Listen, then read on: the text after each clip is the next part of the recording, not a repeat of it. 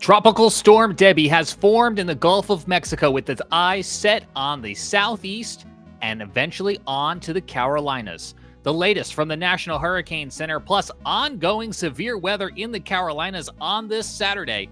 This is a live special edition of the Carolina Weather Group.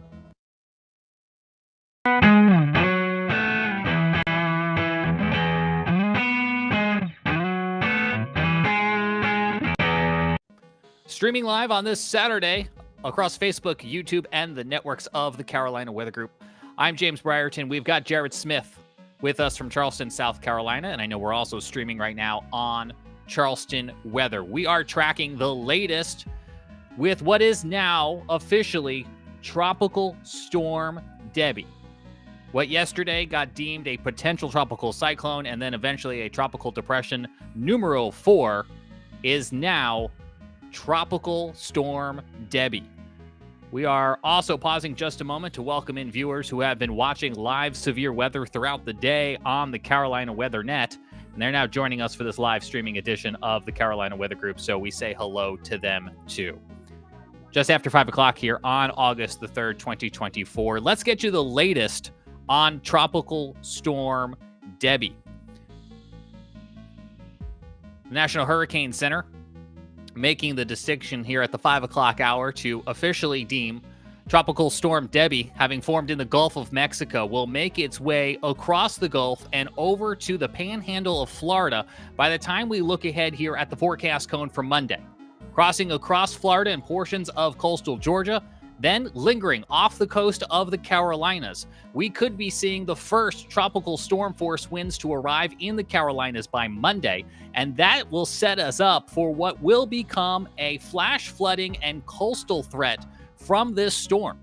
We could see upwards of 8, 9, maybe even 12 inches of rain with this storm. It's going to bring flash flooding all along the Carolina coast and even inland into portions like Charlotte, Columbia, and other portions of the Carolinas. We will have the latest on Tropical Storm Debby as the forecast develops on our Carolina Weather Group YouTube channel. Bringing back in my colleague, Jared Smith. Jared, you are right smack in the bullseye of what seems to be quickly escalating into a more serious situation than it seemed just days ago. What's the mood like there in Charleston? I have a feeling it is going to shift from general, we've seen this before, to probably a little bit more concern. This is, I had the track up here a second ago, and again, I just want to, I want to point out that, we've got it coming out of the Gulf. It's now going to make landfall as a hurricane, by the way. So that is now explicitly forecast. Probably go out over the water, and then they're expecting it to make landfall just south of Charleston. Of course, this could change. Look how big, that's a very wide cone here. A lot of uncertainty. The uncertainty is the issue. But what certainly seems to be the biggest concern here is the rain. And I don't know that we've gotten enough yet. I really don't know if there's enough that we can say just yet about, the rain potential here. And we really need to get folks starting to think about that in a big way. Some of the rain totals that you were showing there were somewhat reminiscent of October of 2015. Now, absolutely. Now we got 15 to 20 inches in a lot of spots in October 2015.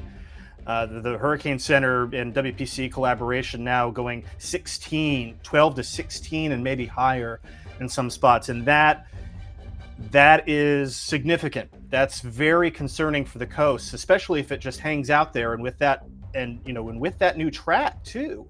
The other concern that I have is prolonged surge. I mean, we may be dealing with the surge issue for days. The good news is that we'll be on the waning side of a new moon, and it's at apogee and not perigee. When we had October 2015, when we had the historic flood then, the moon was at perigee, which meant it was closer, and that drove the tides up even higher. But we still could see, starting to see the surge picture begin to come together here. And it's something that we need to be taking a little bit more seriously. It is certainly looking, somewhat concerning. Maybe as soon as tomorrow night, even with a possible predecessor rain event, with the front that stalled out, which I know we're going to talk about here in a minute, because that's giving you guys severe weather problems up in the Midlands into the Piedmont. Yeah, we're not going to get out of the special edition of the Carolina Weather Group without talking about these ongoing severe storms across portions of both North Carolina and South Carolina right now, including considerable flash flood warnings in the Durham and the Columbia metro areas. It has turned out to be, Jared, a very busy weather Saturday here at Carolina Weather Group HQ. Yeah, absolutely. Just putting it back into motion here, you can see that we've got numerous warnings, severe thunderstorm warnings, special weather statements, just a whole big mess. And yeah, and as you mentioned, we do have that considerable flash flood potential here in the Columbia metro area. So yeah, not a great not a great Saturday to do anything outside. I think your point is so valid, because it may not seem obvious right now, but what's happening outside our windows right now is going to impact where Debby can and cannot go. And when we think about that, that is actually going to be the million-dollar question with this storm, is where does this storm go or doesn't go?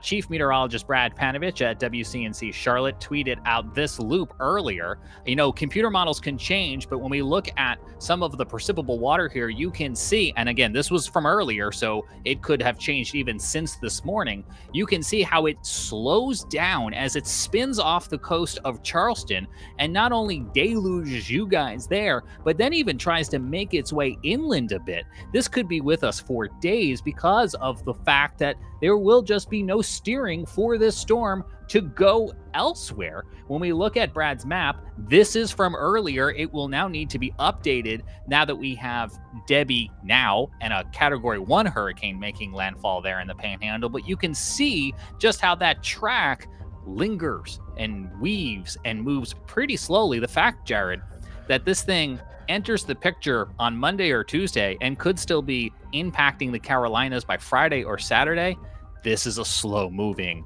flash flood rain event. Absolutely. I mean, this gives you, I think the closest thing that we can think of is when Florence stalled out. That might be the closest analog that we have here. When I look at how the steering currents will collapse or appear that they will collapse, I think about Harvey. I think about our folks, in Texas. Sure. That's a major concern. I'm thinking back to Lumberton.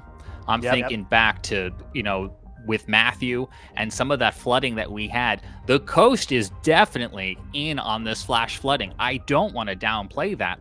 But as a guy who lives further inland, I'm also wondering about the portions of the South Carolina Sandhills or the greater Fayetteville area in North Carolina. How is it going to be able to handle all of this rain that is going to come persistently after all of the rain we're getting now? I mean, man, when we said we wanted the drought to go away, this is not what we had in mind. No, we typically don't want droughts to end all at once. That's not ideal, to put it mildly. But yeah, I mean, if we take a look at, we'll pull the kind of the WPC map back up here. I mean, you can see, this is a 10 inches of rain, 10 plus.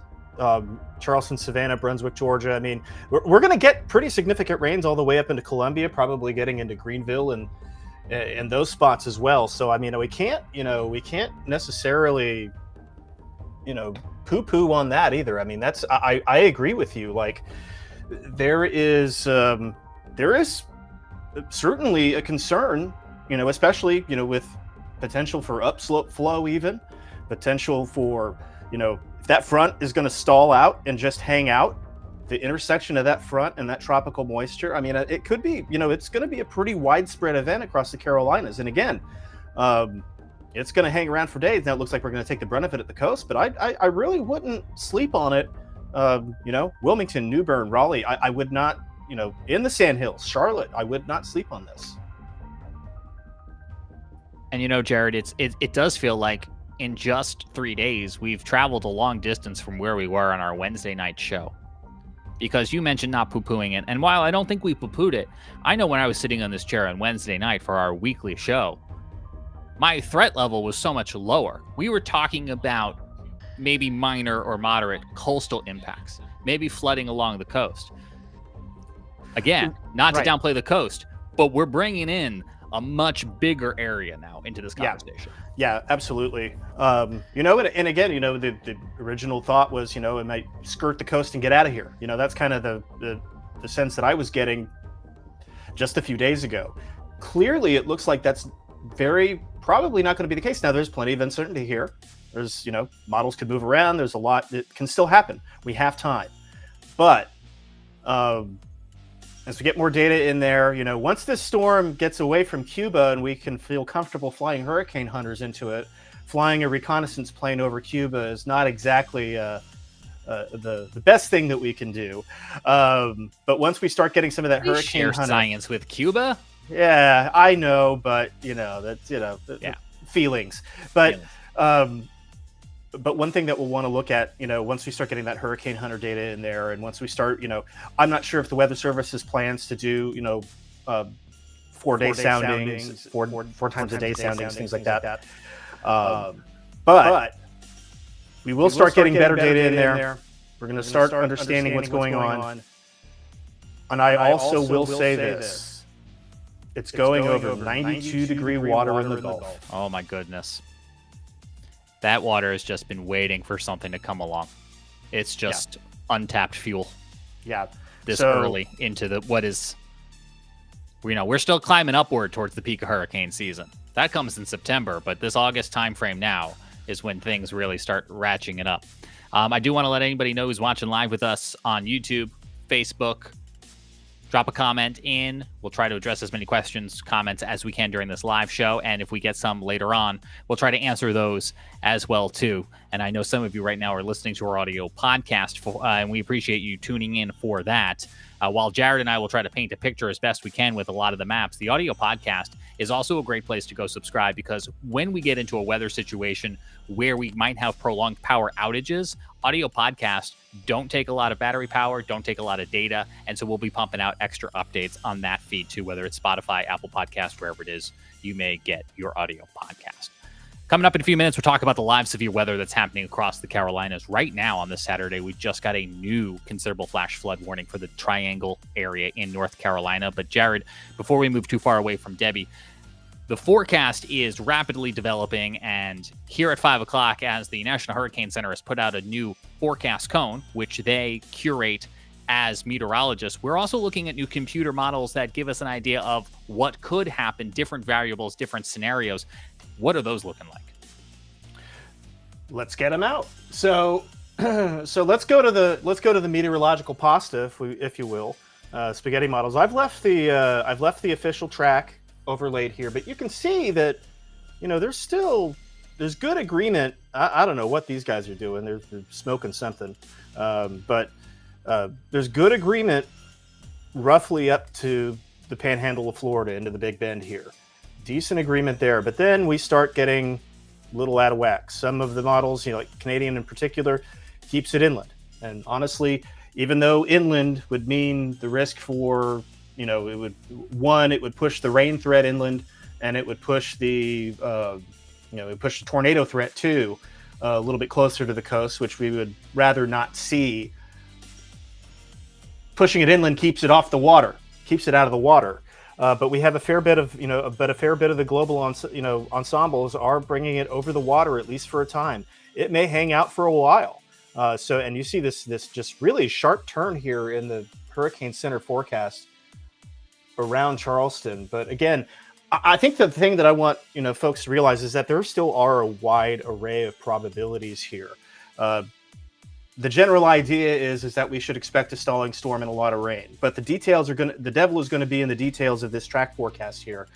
And that's where, that's where I want to see, we're going to need a little bit more time. We're going to need a little bit more data to come in to really fully understand that, because we do have some that are just taking it out of here. We have some of those members too. So again, I want folks to understand that there is a lot of uncertainty beyond the next couple days. Next week there's a lot of time for things to move around. There's a lot of different solutions still that appear to be on the table. When you have steering currents break down like this, a lot of weird things can happen. So it's just something that we're going to have to watch closely.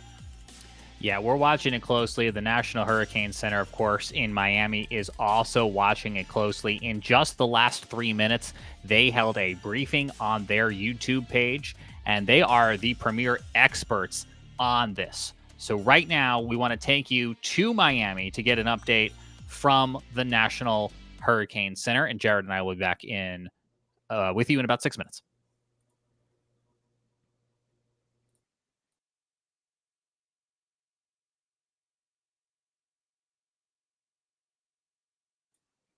I believe the audio will play here momentarily. Welcome back, everybody, to the 5 p.m. update on now Tropical Storm Debby. So let's start first with why it became a tropical storm and acquired the name Debby. If you look here at the visible satellite imagery, you can see that the center of circulation has finally pulled away from the western side of Cuba, and it's starting to fill in. You're starting to see better structure in the satellite imagery, and it has now become a tropical storm and acquired the name Debby. Now, where is Debby going to go? Let's take a look at the overall track, moving off towards the north, making landfall somewhere in the Florida Big Bend area as a hurricane. This is important. There's an H on here as a hurricane, and there's now a hurricane warning. This is new for 5 p.m., a hurricane warning for portions of the Florida Panhandle, flanked on either side here by tropical storm warnings. So the blue area here denoting tropical storm warnings basically along the entire Florida west coast. Now this is the poster child for not focusing on the cone. Look how far these watches and warnings extend outside of the cone, and maybe you're asking yourself why. Well, this orange area down here denotes the current size of the tropical storm force winds.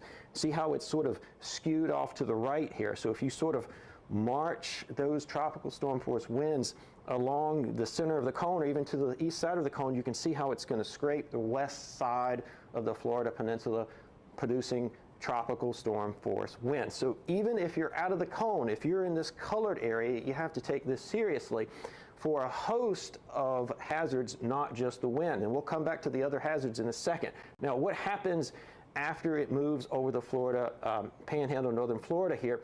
It moves up in here somewhere over the southeast United States coast or just offshore and basically slows down to a crawl or even stalls. Now this is not good regardless of the strength that it may have out here, and we'll come back to that in a second. So let's look at, we also have now a storm surge warning in effect for, again, portions of the Florida Panhandle. This darker purple here is a storm surge warning. And this is the reason some of you may have been asked to evacuate. Some of you are under evacuation orders. If you are under those evacuation orders, it is time to take those seriously because we evacuate for storm surge. In terms of the maximum storm surge, you start to see why you're under a storm surge warning. Some of these values have increased over the last 24 hours as it became clearer and clearer that Debby was going to become a hurricane before making landfall. You can see here some of the areas up here, the nature coast of Florida, Big Bend, 4 to 7 feet. 4 to 7 feet. Now, I stand 6 feet tall, so that's potentially over my head. You can see why evacuations are in play for this area. Now, that's not the only hazard we got to worry about. I said earlier that it's going to get up in here somewhere over the southeast United States or just off the coast and basically slow down or stall. This, if this materializes, this is going to be a big rain event and a big flooding event.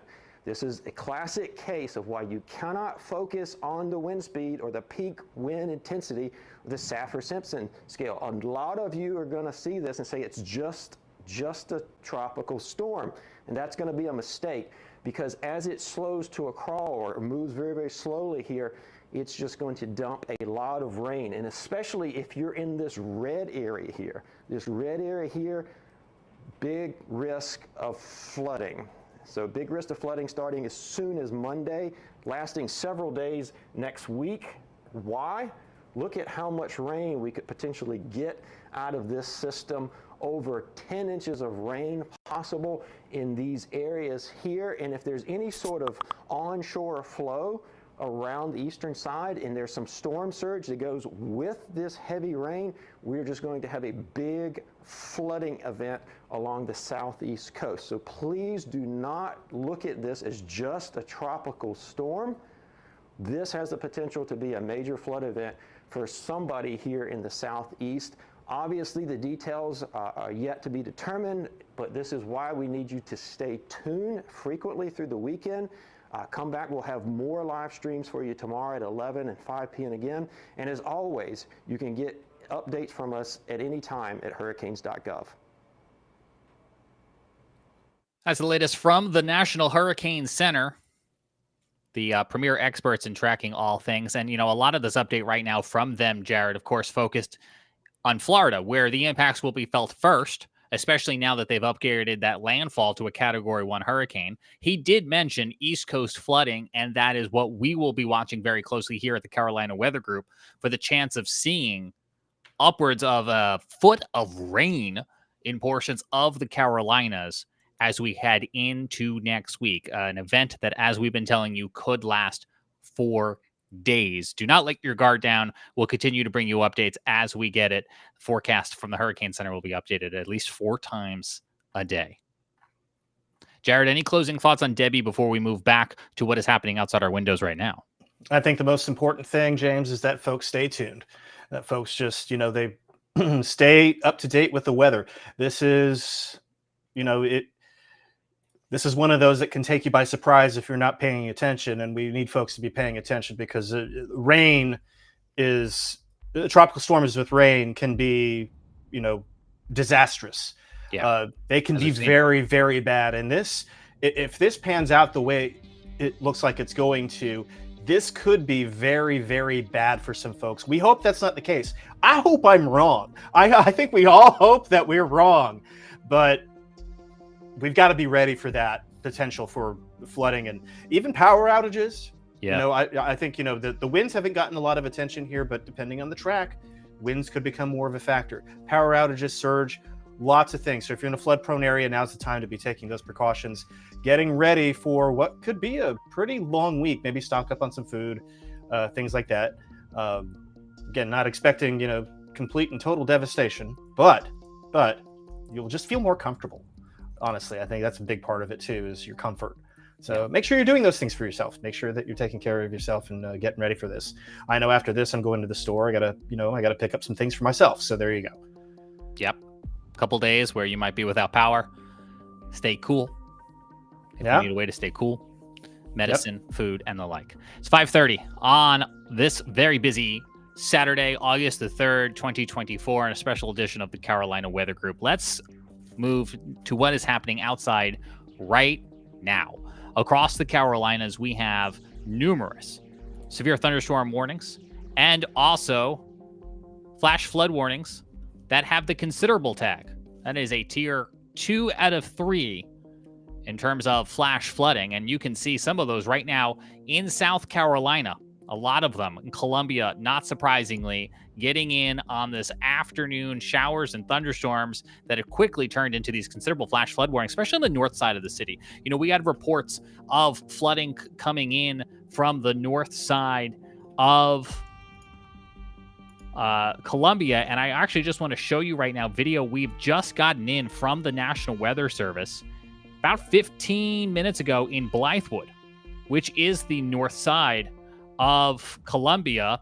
And I'm actually going to download it, Jared, and then I'm going to play it because I don't want to screen share directly out of National Weather Service chat. But on the top of your screen there, you can see Blythewood, where this flash flood warning is ongoing and of a considerable nature. It also now extends out towards Elgin and Camden as those lines of storms continue off to the east.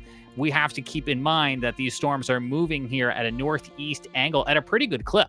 And so once one passes, another one might come in right behind it. And so as you are managing your Saturday evening, do be aware that we could end up with one storm after another storm. Here's the video we just got in from the National Weather Service of flooding right now happening in the Blythewood area of South Carolina. This is just north of Columbia.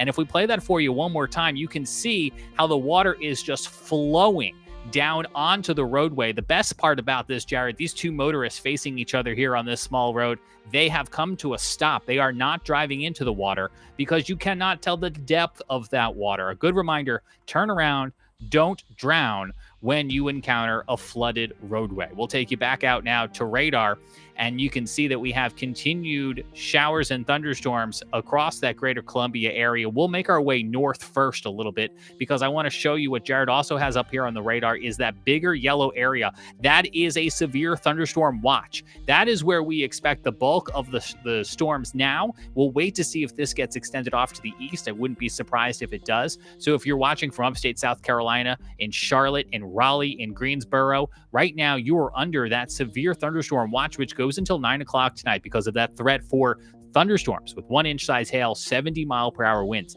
I want to note 70-mile-per-hour winds. That would be a stronger than average severe thunderstorm. You only need 60 miles per hour in order to get what the Weather Service considers to be a severe thunderstorm. Let's make our way into the Raleigh area, the Triangle, Durham area here of North Carolina if we can. And we do have ongoing flash flood warnings here that are also of that considerable nature.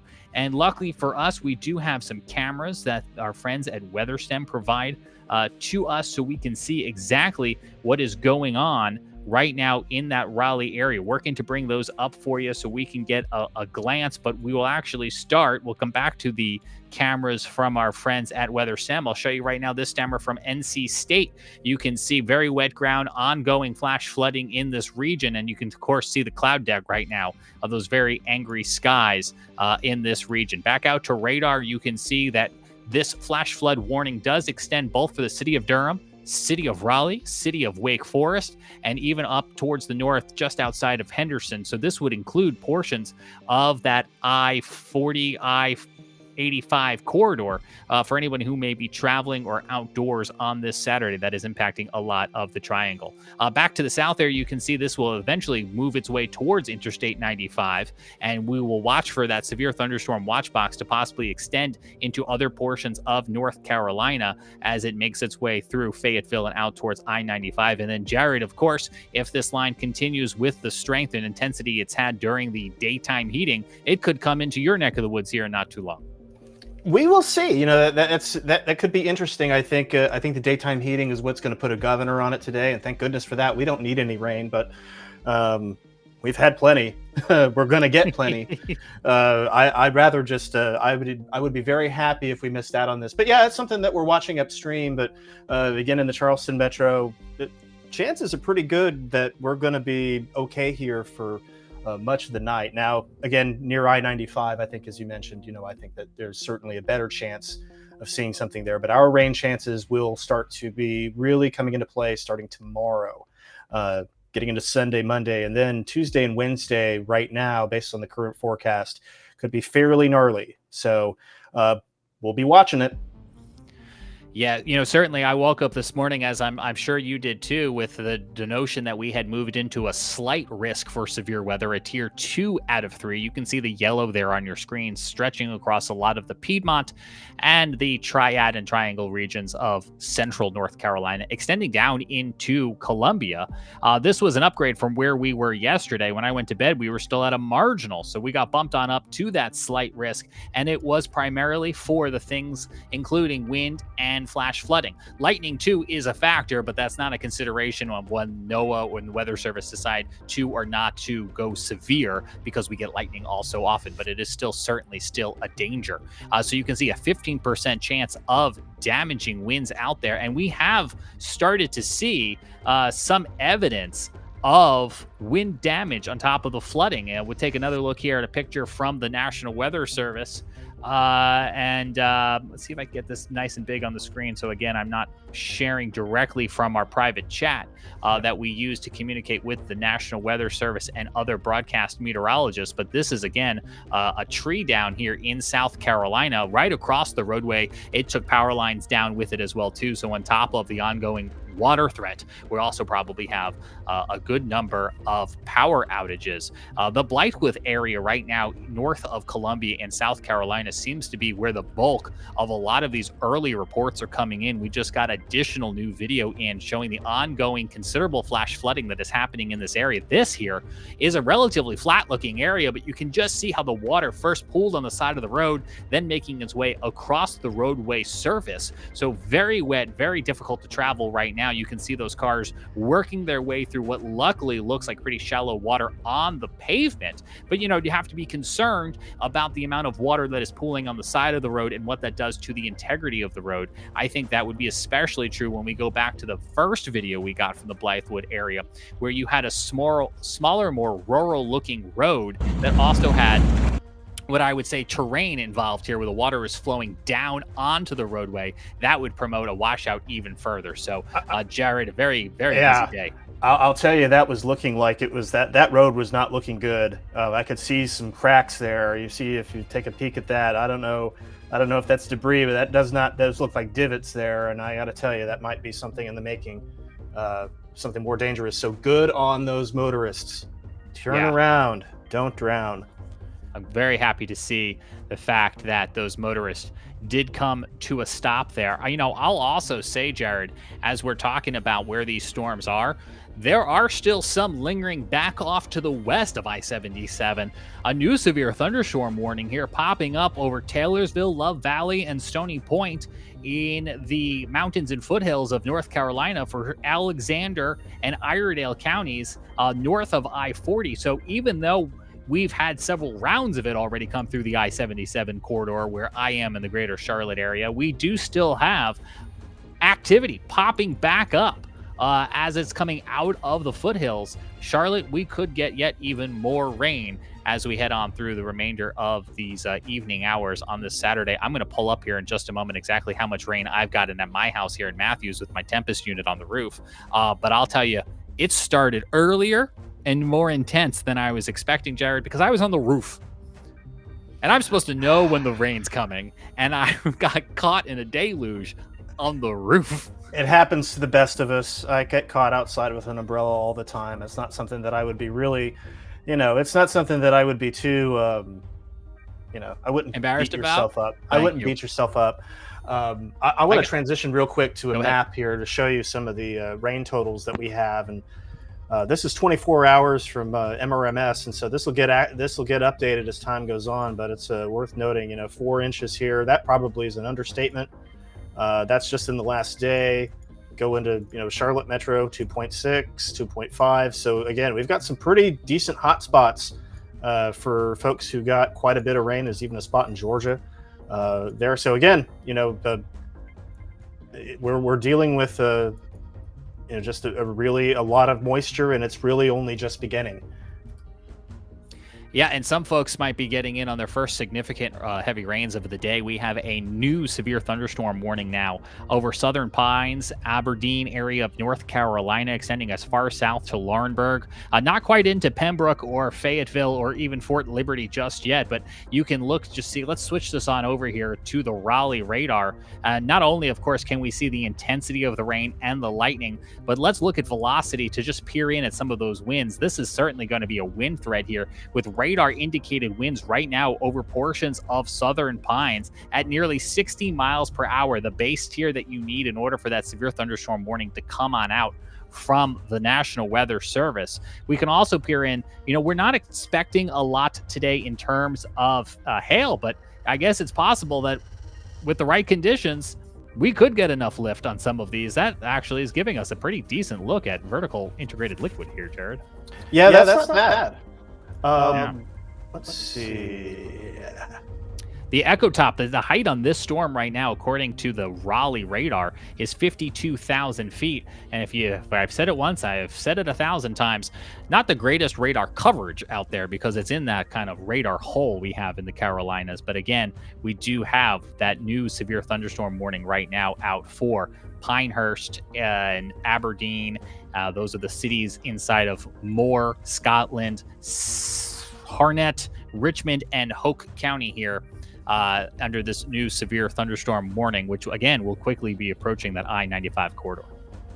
Yeah, and taking a look at some of the radar products that I've got here, just switch over to that. You can see the max hail size is roughly within that severe, that severe limit. 1 inch is kind of the severe threshold here. So yeah, certainly a hail threat is going to be an issue.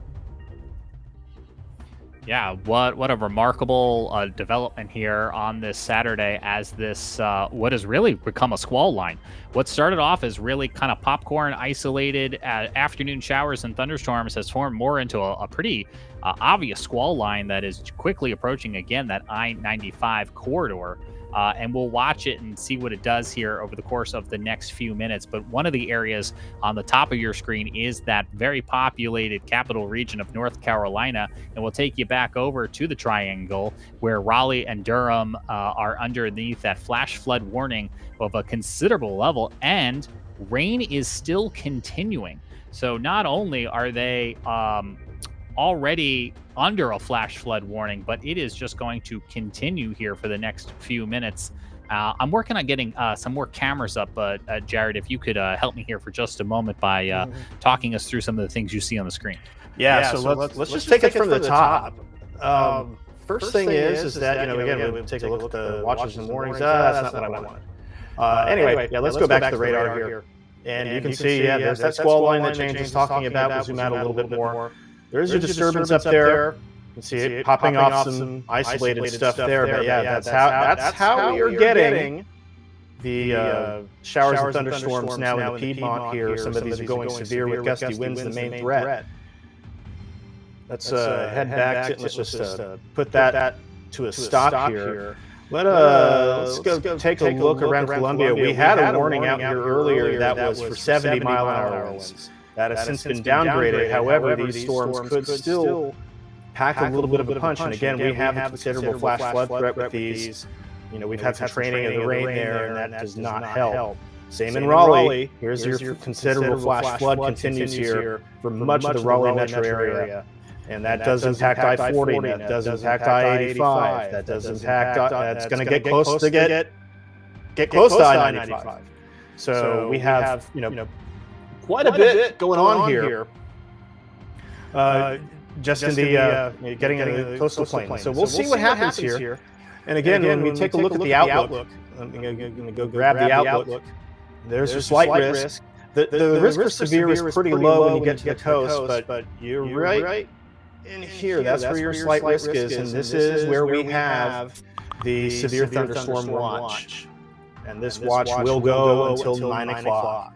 So again, folks, just something you want to keep an eye on, as we go. And again, the moisture over the next couple days is going to, it's going to really get up there. It's going to be quite a thing once Debbie gets closer, and we do have, Debbie. So, once Debbie gets closer, that's going to be something that we're going to have to keep an eye on. And again, if you're just joining us, we've been talking about severe weather in the Carolinas, but we do have now Tropical Storm Debby as of 5 o'clock. It's a 40-mile-an-hour tropical storm.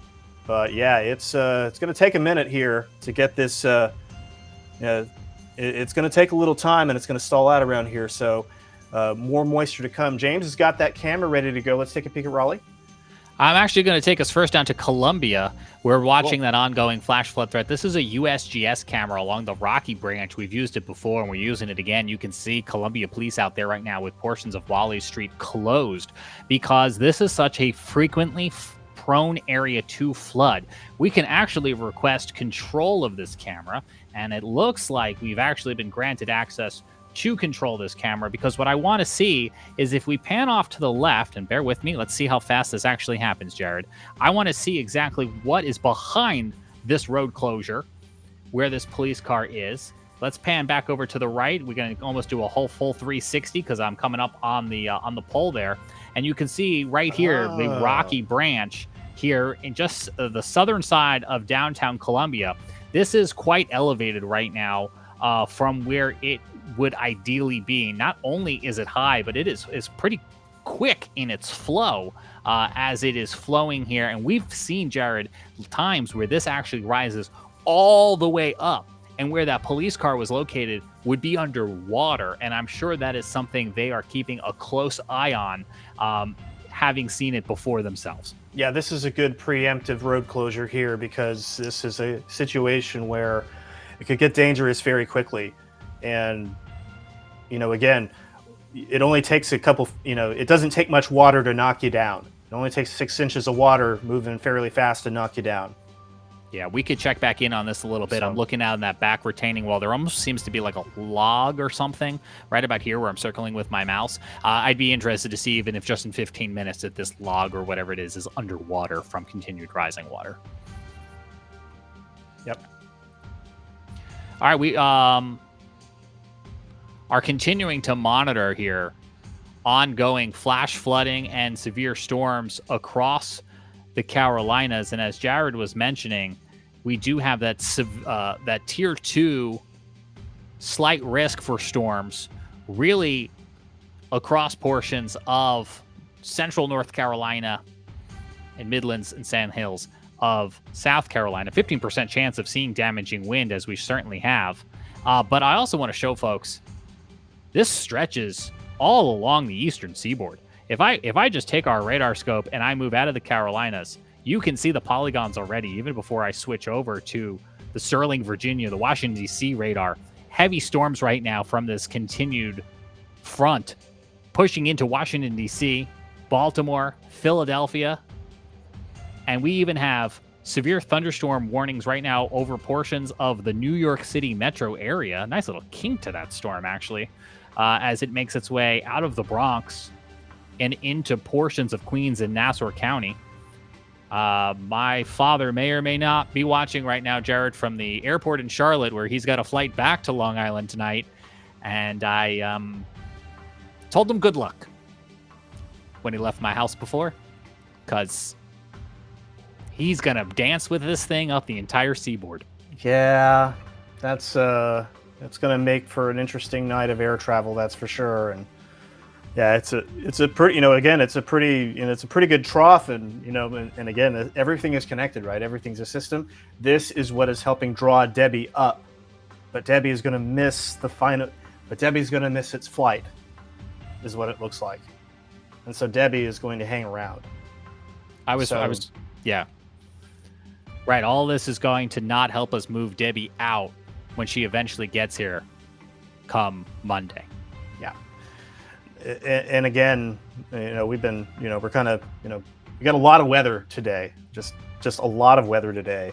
I guess that's the best way I can put it, James. I mean, there's just a lot of weather today. Yeah. But looking at